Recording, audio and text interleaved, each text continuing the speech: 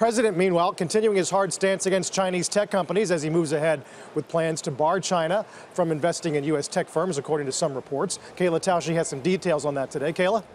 Hey, Carl, we did get a tweet just a few moments ago from the Treasury Secretary tweeting on behalf of the president, saying that some of those reports on the investment restrictions are false because they are not specific to China, but to all countries that are trying to steal our technology. Well, here's what we know about this deadline on Saturday. We know the trade principals are going to be meeting throughout this week to try to refine this proposal, which is the result of a China-focused investigation.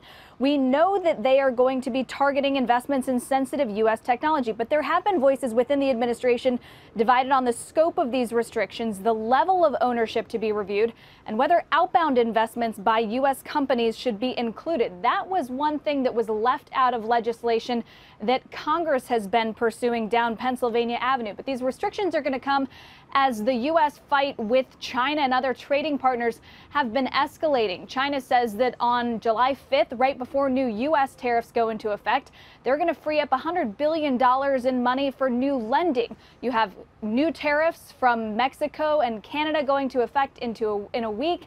And then you also have these new tariffs from Europe from Friday that are already beginning to cause U.S. companies to revise their outlook. Harley-Davidson did so just this morning. We did get a statement from the office of House Speaker Paul Ryan, of course, from Wisconsin, where Harley-Davidson is based, and the spokesperson Ashley Strong says this is further proof of the harm from unilateral tariffs. The best way to help American workers, consumers, and manufacturers is to open new markets for them, not to raise barriers to our own market.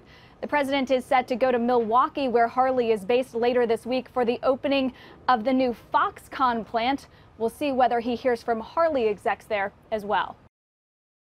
Hey there, thanks for checking out CNBC on YouTube. Be sure to subscribe to stay up to date on all of the day's biggest stories. You can also click on any of the videos around me to watch the latest from CNBC. Thanks for watching.